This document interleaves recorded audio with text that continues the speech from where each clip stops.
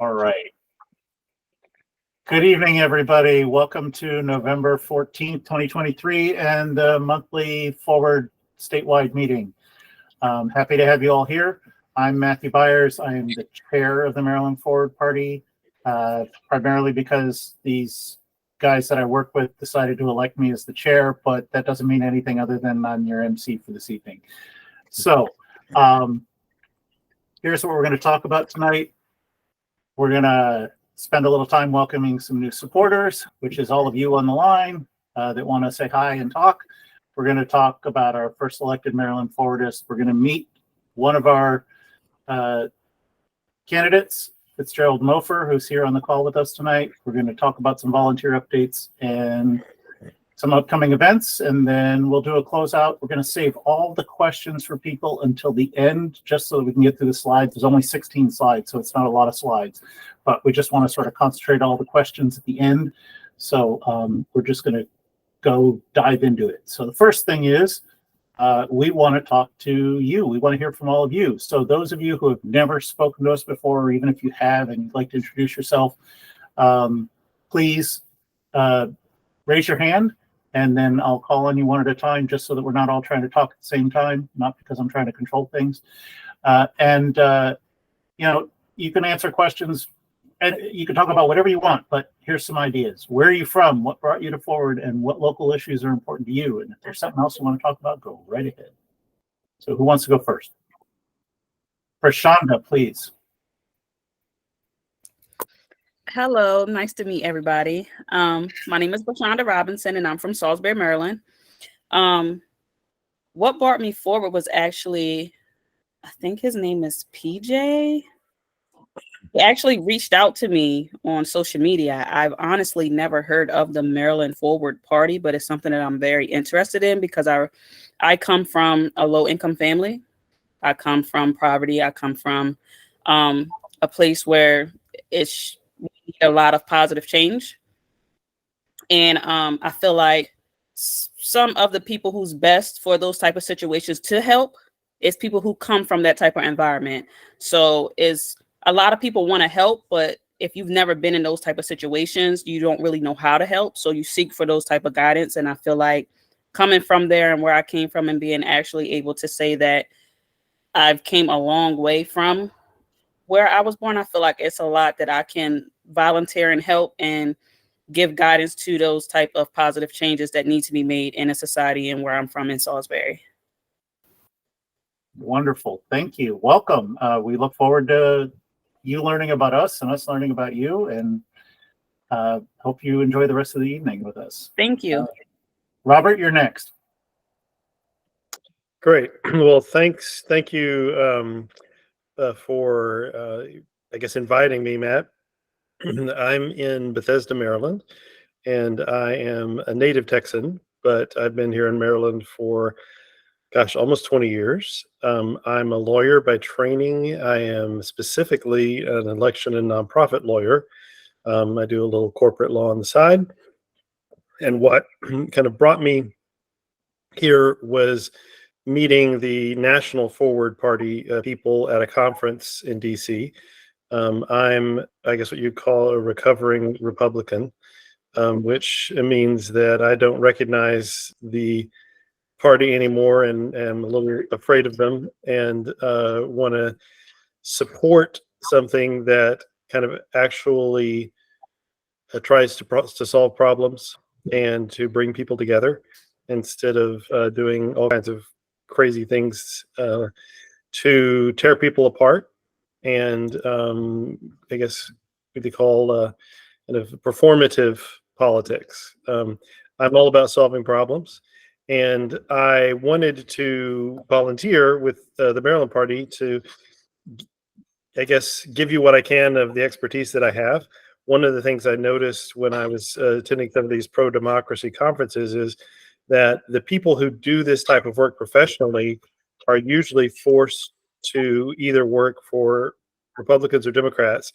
And when you get into a place outside that system, you kind of lose all the professional experience. So I'm here, and one of the things I'm doing on the side is I'm putting together groups of people, political consultants, accounting people, legal people, who actually are willing to do work, third-party work with pro-democracy groups, because there aren't that many of us.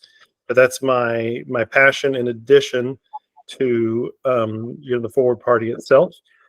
So that's why I'm here. That, and when Matt called me, I thought he was Matt Shinners from the National Party, so I picked up the phone.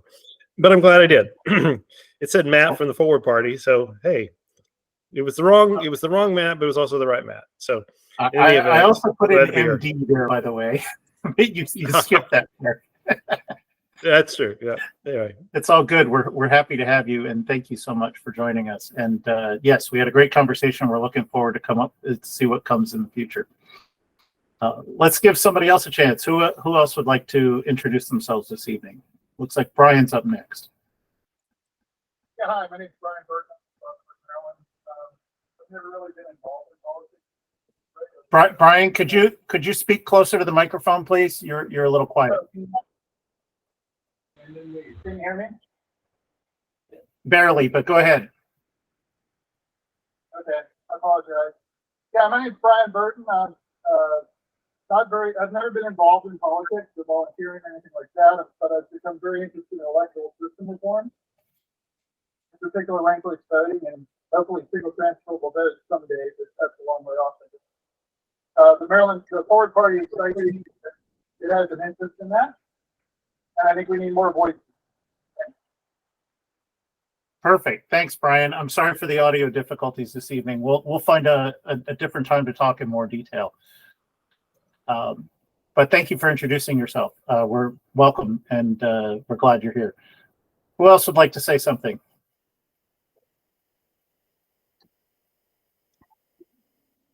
Tanya. All right, the lady with all the energy. Tanya Sweat here. I live in Prince George's County, Maryland. I'm originally from South Carolina. I'm also an attorney, and I want to thank PJ for our call on the 1st of November. I had seen the information about the Forward Party on social media not long after I attempted to run for county executive in Prince George's County. And so I kind of was following you all a little bit on social media.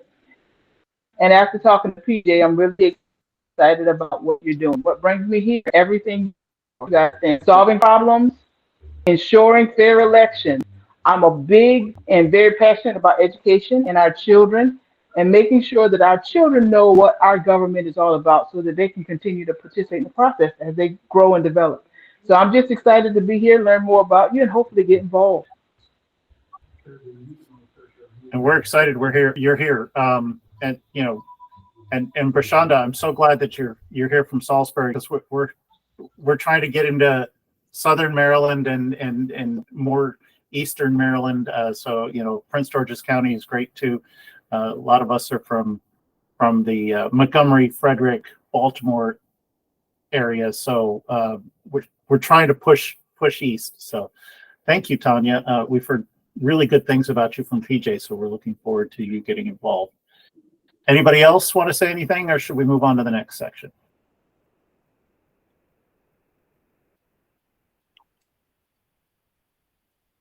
All right, so let's move on. You're welcome to say something some other time. At the end, we'll have lots of time for questions and discussion, so maybe you'll feel like introducing yourself then. So since our last meeting, just an update on stuff that we've been doing. So we have announced 2 new candidate affiliates. Fitzgerald is one of them, and the other one we're going to have a slide on in just a minute, so I'm not going to spoil that. And we held the Middletown Heritage Festival and Brunswick Railroad Days. Turns out they were on the same day. They weren't planned to be on the same day, but they ended up being on the same day. Middletown was canceled because of a hurricane that came through, or postponed, I should say. And so we got together with our West Virginia colleagues and held Middletown at the same time that we held Brunswick Railroad Days. So that was a good combined effort. And we had a good time, talked to a lot of people, got some signatures. And then we did Laurel Pride Festival, and Pete OK ended up doing that one pretty much all by himself in the rain that day. But turned out to be pretty productive, because that is where our first elected official came out of. So congratulations to Pete for talking to the right people at the right time and being in the right place, even if it was a rainy, crappy day. So, and then Potomac Day was boy, that was a fun day, but it was also windy, wasn't it, Fitzgerald? Absolutely. It got really cold there later. Yeah, it was a bright sunny day, but it was cold. And then Fitzgerald and his army came out, and we had a good time talking to them. Yeah. And then right at the end, the wind picked up terribly, and the Moby Dick folks next to us lost their tent.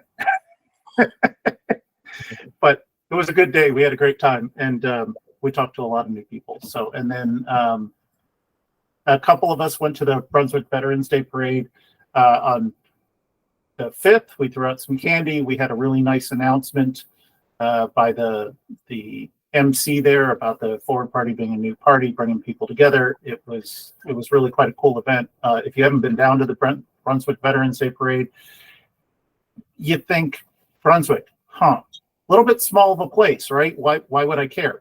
But their Veterans Day Parade is like 92 years old at this point, I think, if I remember correctly, that they've been doing it continuously. And it is an outsized event for such a little place. And so that was a really good experience, other than the 90-some-odd-year-old fire truck we were behind that was spitting smoke. Sorry, Brandon. Sorry, Dave. But we had a good time anyway, and threw out a bunch of candy and some petitions. So, all right. So I alluded to the first elected Maryland Forwardist. Those of you who haven't seen the news yet, James Cole, Laurel City Council, Ward 1, came to us Sunday before the Sunday before the election, out of the Laurel Pride Festival that Pete was at. Like I said, he was thrilled with our platform, our principles, and really wanted to get on board really fast. And so we fast tracked him, and he was actually up for election and got reelected to Ward 1 Laurel City Council. So he is our first elected official. He's this is his second term. He's been president pro tempore. He's chairman of the Laurel Environmental Affairs Committee, and of course the Pride Day Planning Committee. He's former commissioner on the City of Laurel Ethics Commission. Really great guy.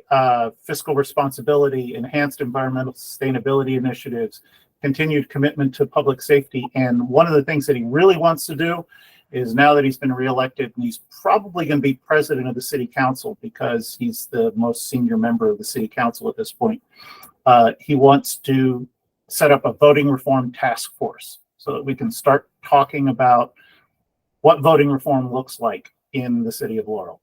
And whether that's RCV or approval voting or star voting, that's up to them. They can have that discussion. But that was his big thing that he told us he wanted to do right away, was set up a task force. So we were very, very glad that he met Pete that day. And he fits just amazingly well with our priorities. So congratulations to James, and we look forward to what comes in the future. All right, moving on. Fitzgerald. Yeah. Fitzgerald, do you want to introduce yourself? Should I shut up and let you talk? No, I don't want to know. Either way, whatever's convenient for you. No, go ahead. Go ahead. You could either talk through your slide or just talk in general. Okay, I'll give everyone a brief synopsis of my background and how I matriculated into politics and so on. So I originally started in UAB at the University of Alabama in Birmingham as a student athlete, and I played football, which was a great time. We won championships, which were unprecedented achievements at the university. And as soon as that ended, I moved to Mobile, Alabama, and I taught. I was an in-school suspension teacher, special education teacher. I did that for a year, and I came here back to Maryland and worked at the Montessori school teacher. But for some reason, I actually wanted to get into the political process, and I was able to work on the state senator's political campaign as the campaign manager, and then matriculated over into his state office in Annapolis as his community liaison, as a barrier between him and his constituents. And as session ended, I just wanted to do more to immerse myself in the community. And I just had this crazy idea to run for the Board of Education. And the great thing about that is I actually went back to school too to get my master's in law, which gave us a comprehensive understanding of American jurisprudence, common law, political science in terms of the structure of government. And I was able to do this while teaching and working on political campaigns. But what ultimately drove me to run for the Board of Education, I believe that education is the quickest way for an individual to be mobile in terms of socioeconomic status. And we're seeing here in Montgomery County, unfortunately, a lot of students from disenfranchised and marginalized backgrounds, they don't have access to a robust education.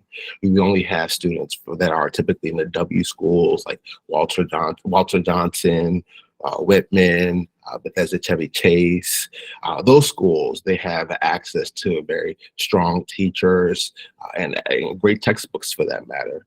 So not only do I want to also close the achievement gap, I want to advocate for wage parity for paraeducators. I also want to see best practices of safeguard and transparency here in the Board of Education.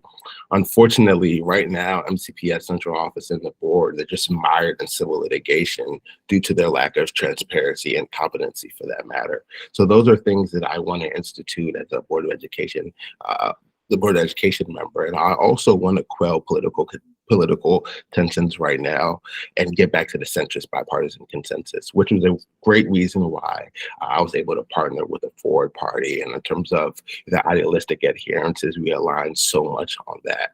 And I really appreciate how receptive they are to a big tent party where ideological diversity is something that they are more open to, on the contrary to regular Democrat and Republican Party, which you have to stay along the party lines, unfortunately. And I also would like to see independent redistrict committees here in Maryland. Right now, our legislative districts are extremely gerrymandered, and that's due to the fact of the supermajority the Democratic Party has in the legislature. So if it wasn't for a circuit court judge that slapped it down and forced the General Assembly to draw a more fair legislative district in terms of the map, who knows how our congressional districts will look now. So I would also like to see ranked choice voting too as well. That's something that's extremely popular as well. So I'm very, very happy and elated and excited to work and collaborate with the Forward Party too as well. So that's a little bit of information about my policy platform and my background. Thank you, Fitzgerald. And it's wonderful to have you aboard. And I have to say, listening to you talk here is completely different than talking to you in person. You are so much more full of energy in person. And I feel like you're doing yourself a disservice here because you are a very interesting, very energetic guy. And clearly you played football because you got broad shoulders like I wouldn't believe. Yes. But that all aside, you really align well with our priorities, our principles, and we're very happy to have you aboard. So Fitzgerald will be here till the end of the meeting, and we'll have some time for some questions there. So continuing on, if I can find my mouse. Okay, volunteer updates. So we need volunteers always. And a couple of you have indicated that you're interested in volunteering, and that's great. We have to figure out where to put you and what you're most interested in. But here are some ideas about where you can help. So, and why you would want to help. So first of all, you'll make a lasting impact in your local community. So we are trying to build a credible, viable, durable party. We're not just some flash in the pan. This is not no labels. This is not just the presidential election. This is not, the Green Party where it's off to one side, and it's not the Tea Party where it's off to the other side. We're trying to bring people together and make a difference in the way that we do politics. And this, if we pass the three things that we want, this will change all of politics in Maryland, the way that it's conducted. Not necessarily which party is running it, but the way that the people get to vote. And that's more what we're about. So You'll learn about politics and reform. You'll make a positive change for our culture, like I just talked about. How much time do you need? As much as you got, as little as you got. We'll take what we can get. We're all volunteers here. None of us are getting paid. We're all making do, and you see the progress that we've made so far. You can only make us better. So if you got 10 hours a week, great. You got 20 hours a week, awesome. You got 5 hours a week, we'll do it. Not a problem. What we're really looking for, though, is some lead volunteers in the various counties, because we want to set up some county leads. So Salisbury County, for instance, Prashanda. It's not Salisbury County. I realize it's Salisbury, but I can't remember what county it's in. I apologize. It's Wicomico County. It's Wicomico County. Okay. Yeah. So we have one guy there, and he hasn't been terribly active yet. So we'll see where that goes. But that's great. You know, getting more people involved in Wicomico County is terrific. You know, we need the eastern part of Maryland as well. So whatever time you have available, we'll take it, and we'll find a way for you to make a difference. If you're comfortable speaking with others, great. If not, we've got other jobs too. There's some folks on our team that do nothing but data entry, and they love it, and we need them, and we love them for it. They come out to our events, and they'll sit and they'll do data entry for the petitions that we get. Those people are absolutely critical to our success. You like to talk to people, obviously. I like to talk, and that kind of effort is needed as well. So we'd love to hear from you and how you'd like to get involved.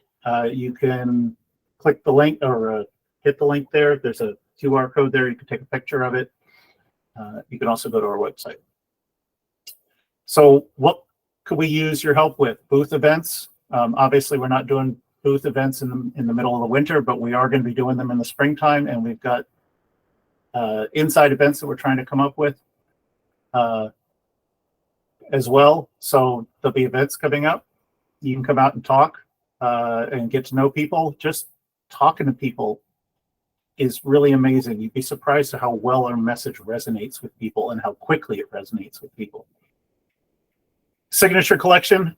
You don't feel like coming out and talking at an event, that's fine. Go print out some petition forms, get them signed, serve as a signature collector, and send them in to me, and we'll log them with everybody else. You don't even feel like doing that? That's okay too. Do some social media posts, repost the stuff that we've got, like, share, what have you. We've got lots of social media out there that just needs to be boosted. Every share and like you put on there helps us get our message out, and that's what we need to do. We need to get our message out to the rest of Maryland. Pete, you want to take over for a bit and talk about the Priorities Committee? Sure. We are trying to do things differently. We want to have a balance between giving some support for candidates to have their own platforms, but we also want to make sure that candidates are responsive to the needs of the people, the citizens of Maryland. And so we came up with this process to put this together called Prioritized Epic Problems. And one big major part of this is just wanting to go around and listen to the people in the community. And so that's one of the other types of events that we're doing, that we plan to do, through the winter and into next year while it's cold. Get inside the buildings instead of out in the tents. And we want to hold some listening sessions, and we want to hold them with you. So if you know of any places where you have people who have ideas that want to be heard, we want to hear from you. So maybe you have like a community group that you belong to, or a neighborhood association, or a business chamber, or a church, or a temple, or anything that you've got that would, where you've got a nice group of people who would love to have somebody listen to them. We want to listen to what your problems were. We have a system here that allows us to go through. And in the process, we're going to teach you a technique that we have learned that helps to combat polarization. So it's a technique that we use sometimes when we get into a place where there's people who are butting heads. And they are in opposition to each other, and there's a lot of fighting, and it's built on positive psychology and sociology, and even some neurobiology. to help to de-escalate some of the tensions there, get people really looking at each other's points of view, and try to find some common ground. So those are our goals here with the priorities of what we're trying to do. And so we're looking for communities and connections that you may have to bring us in.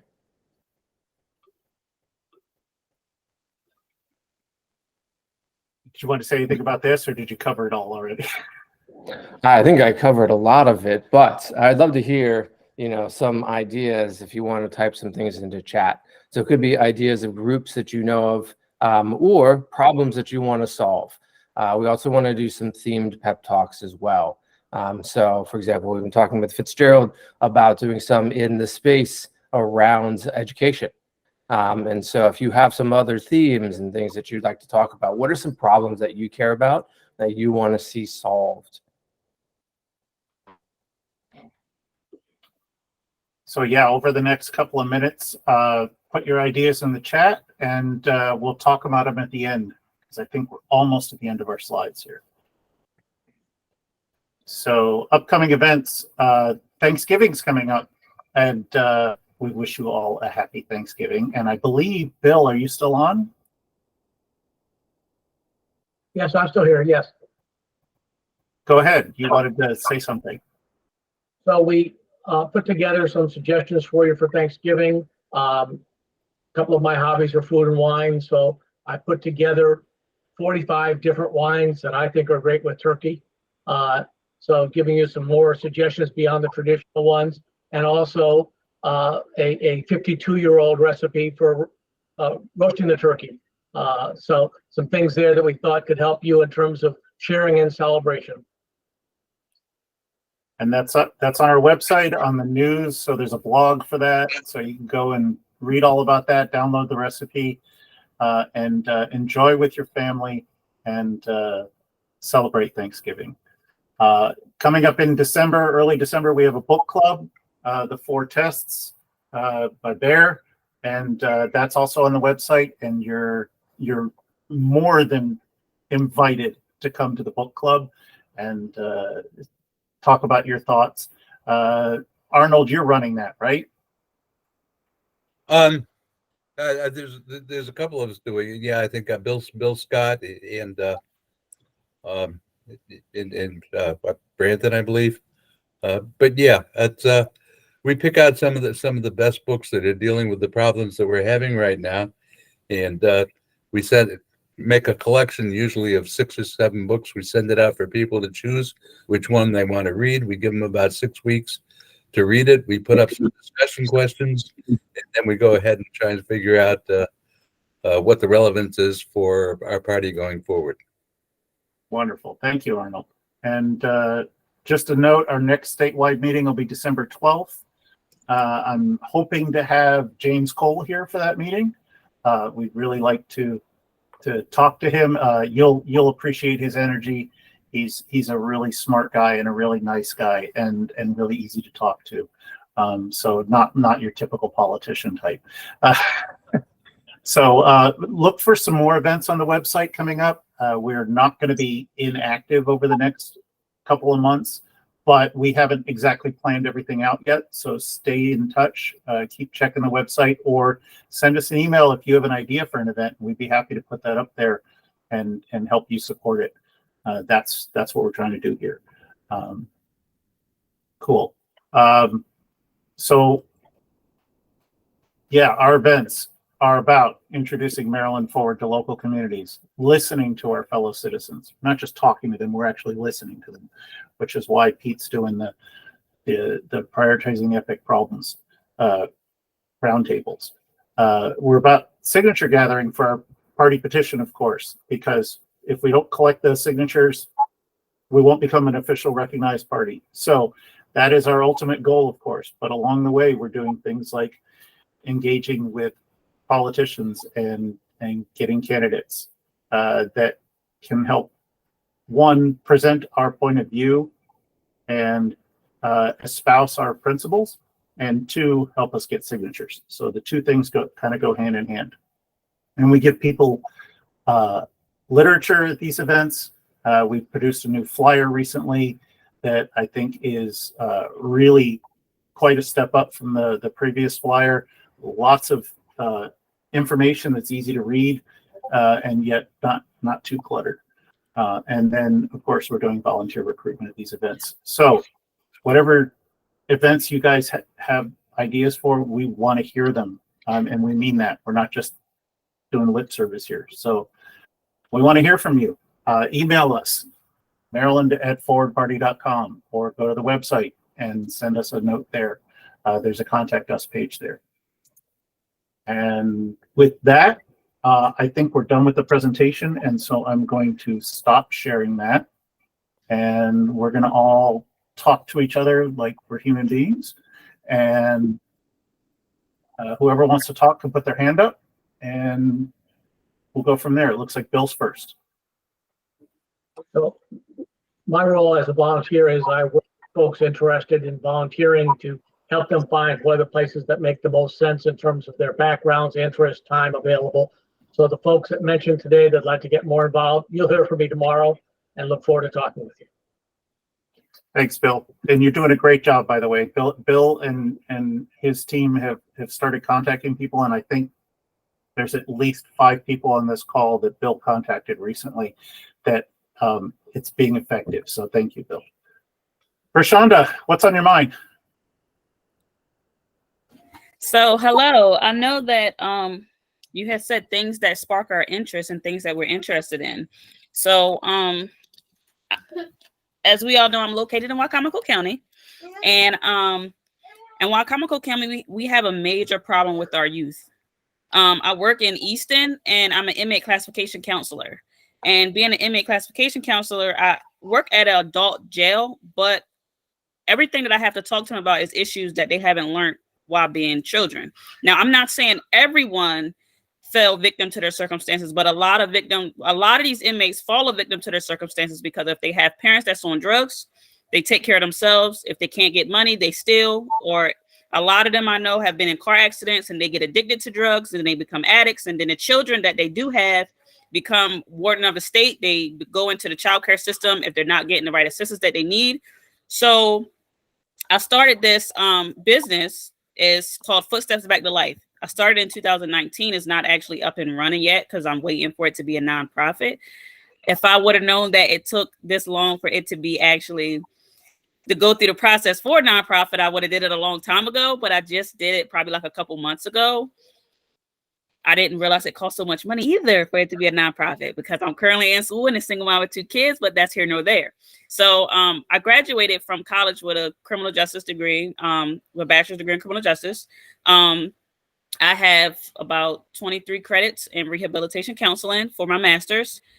I decided I want to change it and do cybersecurity, but this here in my community is really what I want to do, and everything is coming back to this because it's a major issue. And now in Wicomico is so many of these youth and people get locked up. These incarcerated individuals, it's legalized now, is getting arrested, and then once they're released, you've been arrested for 5 years. There's so many things is changing. So much, everything is becoming technology. They don't know how to do anything. They don't know what type of job they want. The family that they had is gone. So when you're trying to do this cycle, and I've also was a probation officer for a year. So when you get out of prison and you're on probation, you have to go to your probation appointments. Not only do you have to go to your probation appointment, you have to report, you have to do your analysis, you have a curfew, and you have to do all of this on the scope of everything else as far as working and take care of your children. You can't keep missing work to go to your probation appointments, but you have to have a job. So you violate. The reason why I'm saying all of these things is because it's a repeat cycle.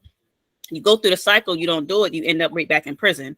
Then these kids that they have that you do have is sent to someone else, and it's causing major issues with our youth. And I feel like if we don't fix the problem with our youth, it won't fix the problem ahead of time for these individuals who are incarcerated with these children. So that's something that I'm very, very interested in. And I really, really look forward to putting any volunteer work I can for positive change, because I feel like I was one of those children. And I will give some insight on myself. My father is an addict. He's been an addict since I was like 18, 19. Since he was 18 or 19. So I was a little kid. I'm actually 32. I'm not that young. I know I look like a little kid, but I'm not. My mother is 6 of us. I have 6 brothers and sisters. So it's a lot of us. And you know how that goes. Hand-me-downs, my mom didn't have, she couldn't provide for all of us at a time. And when I went to school, I started reading these books about juvenile delinquencies. And when I read the books was telling me of how my life should go. Because I grew up in a one-parent household, my life is going to be like this. Because I grew up and my father was like this, it was going to be like this. But those statistics was nothing of how I grew up. I'm a single mom of 2 children. I actually own my home.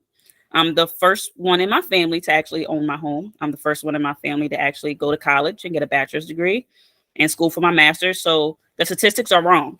And unless we fix these issues with the youth, they're going to continue being statistics because they're going to follow in that pattern unless they have someone to actually say like, hey, they said this, but I was that person. I was the person who was here. I was that youth because I was in juvenile, the juvenile delinquency part might have been right a little bit, but as you get older, all the rest of it is wrong. So it's something that I'm very passionate about because it could have been me. And I'm happy to be here on this call to be able to speak my truth and let my life be an experience to everyone else because it's not me. So. Thank you. Thank you for sharing all that. It's hard. Yes, there's no simple answers to any of this. And that was really brave of you to share all that. So thank you. I don't have any good answers for you. So I'm just going to shut up at this point and I'm going to go on to Arnold. Sorry. That was beautiful. I spent my entire career, or at least most of it, in various forms of criminal justice, in education, and in policy research. I have a huge stack of reports and information, and if you need somebody to bounce ideas off of, if they can figure out how to hook us up with our email address, I'd love to give you whatever help I can. Absolutely. We can definitely put the 2 of you in touch. Thank you. All right. Anybody have any questions for Fitzgerald or want to talk about or ask some questions of the rest of us? You've got 4 or 5 members, probably 5 or 6 members of the board sitting here in front of you. So yes, Arnold. Is my hand still up? It is. Well, in that case, just a little more emphasis on the early child stuff. We're 4% of the world's population, and 60% of our infants and toddlers are not ready for first grade. They're not ready for kindergarten. 60% of our kids are not proficient in any grade or any subject, and 75% of our community college kids drop out with debt and no education. So we need a 15-year strategy. We need a generational strategy to keep those kids from having to rely on Rashonda.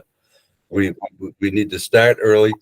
The first 5 years are absolutely critical, and we've got to maybe take lessons from the Park School and some of the more elite schools, and see how we can do in a public school situation what they do on their budgets. But I can't think of, in the long run, I can't think of anything more important than teaching moms and dads how to sing and talk to their kids and get them on the right track.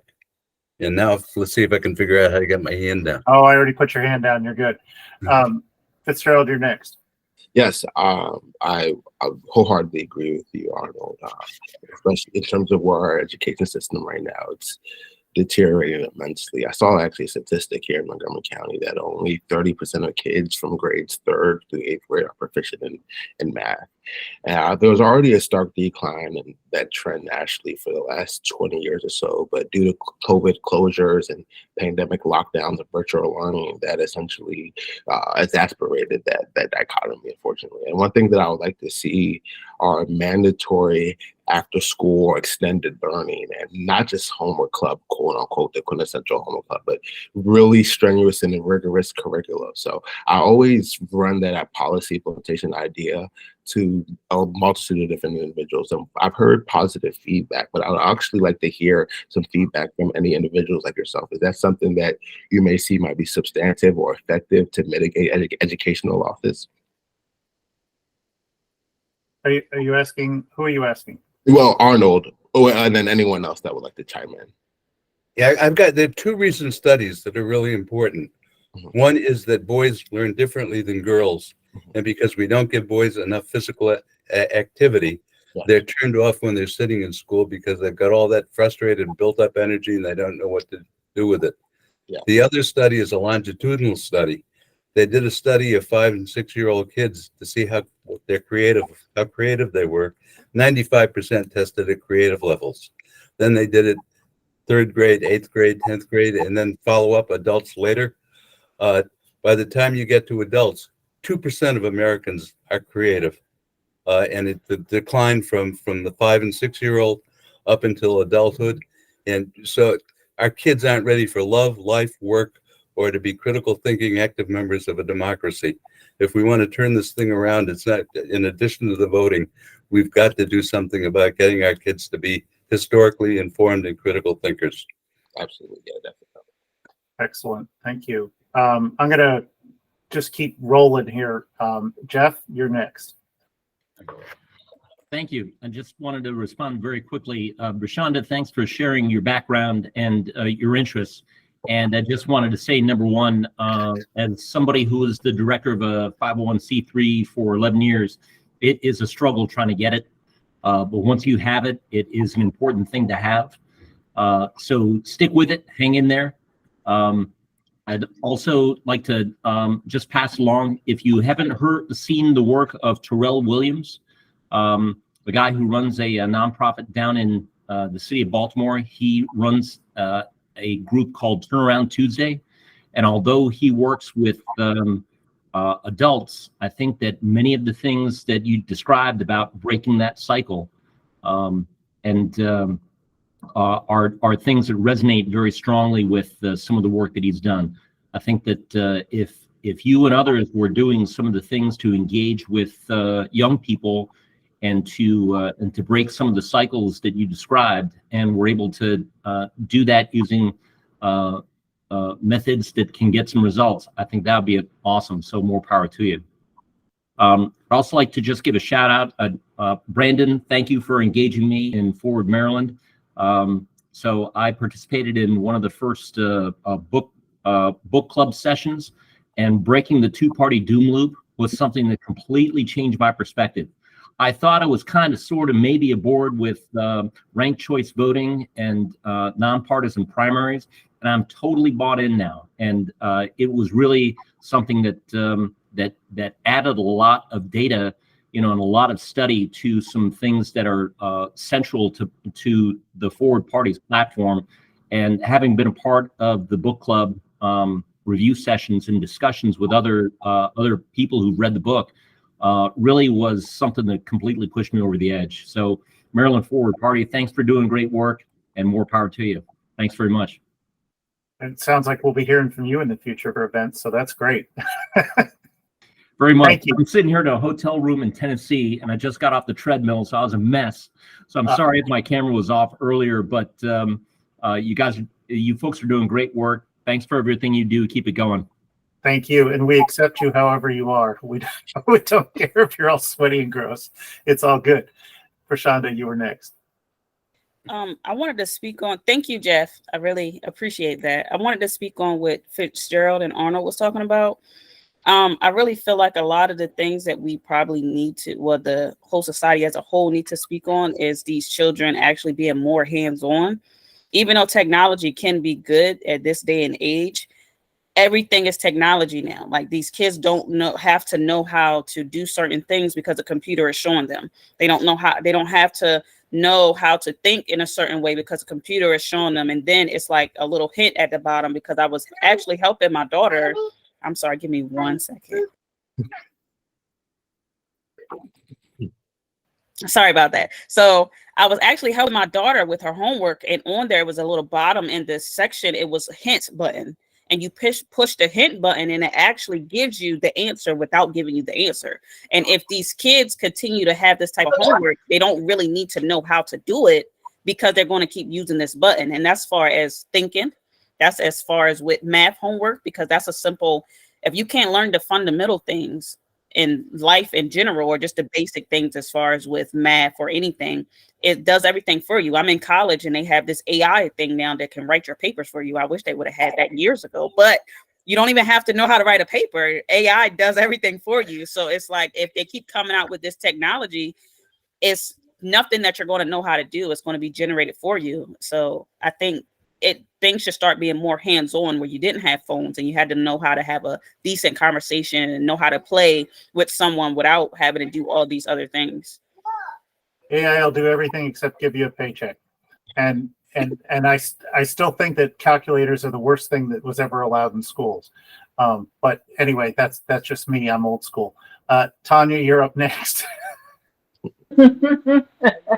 I basically I want to echo a lot of what I've already heard. Nothing new, but I'm gonna add this to the thought. I'm really excited about the Forward Party because years ago I read where Jamie Dimon said America needed more workers and not more thinkers.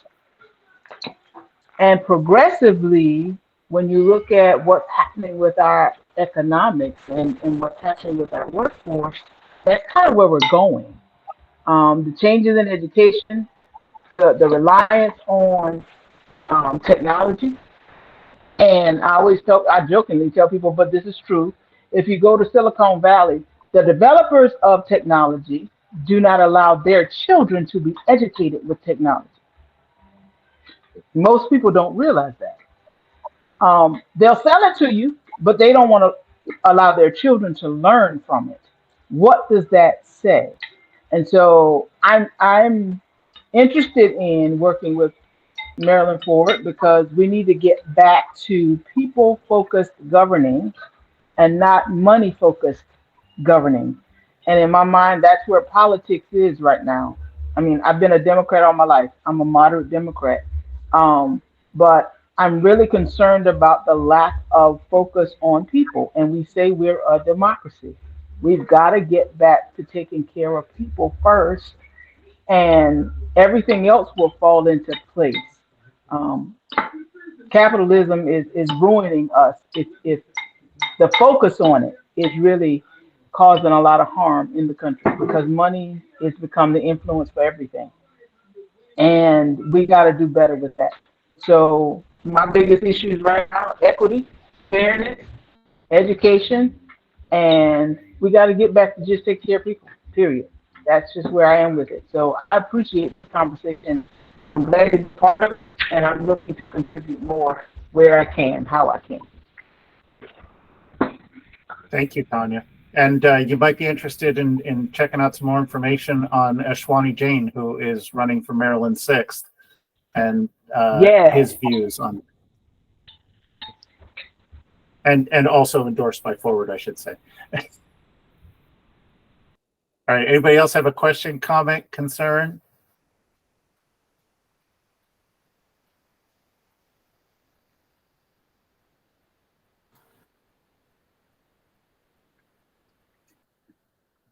Matt, I'll just speak up now and I want to thank everybody who's attended.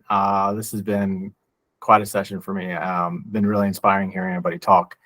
There seemed to be a new theme with this meeting, kind of reminding us the importance of what we're doing, and one of the reminders of making sure that this country is working better for the youth and for the next generation. So I really thank everybody for speaking up today. And just, for the energy on this call, and shout out to PJ, because I think he brought a big group here, and good to see some old faces. Jeff, great to see you. Yeah. Cool. Arnold, you're on mute.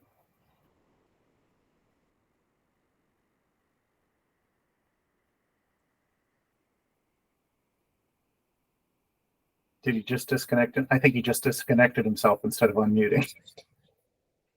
No, are you still there?